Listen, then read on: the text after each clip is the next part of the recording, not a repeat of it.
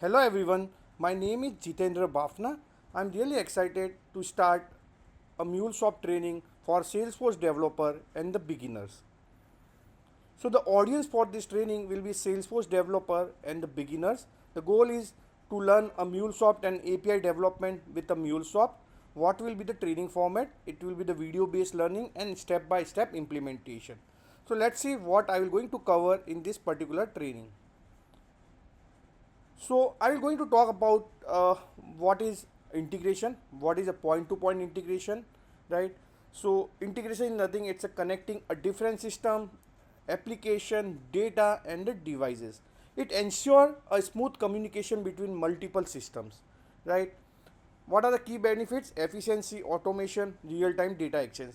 We are going to talk more about integration in upcoming videos. We will also talk about what is API. API is nothing, it's an application programming interface. It acts as a bridge between the application. So basically, API unlock the data from the system of record. So there are multiple types of API, REST, SOAP and the graph. In this particular training, we will focus on the REST API, how you can develop or how you can implement REST API using MuleSoft. Why API matter in the integration, we will talk about that also.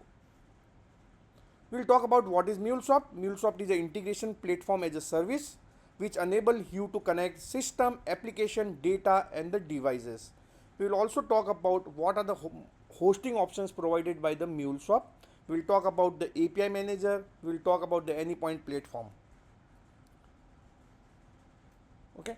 So we'll also talk about Anypoint platform overview. So there are multiple components available within the Anypoint platform like API designer, Anypoint exchange, API manager, runtime manager.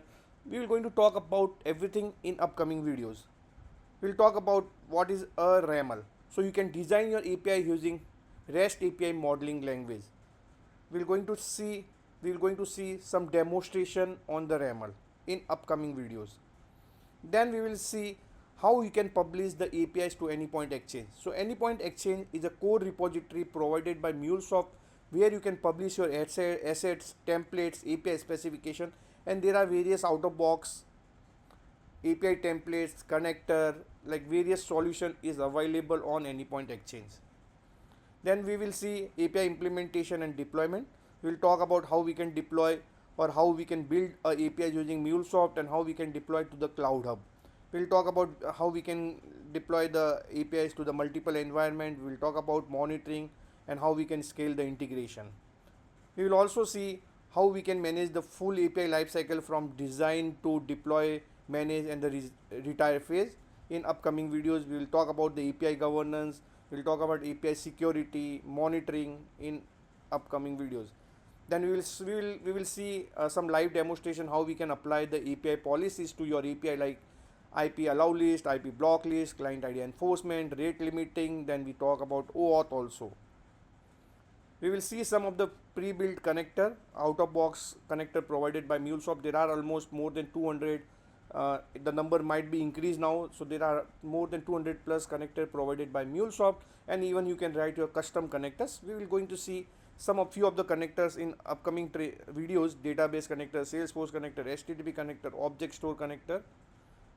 Then also we will see some of the core component provided by MuleSoft: scatter gather, choice router, first successful round robin.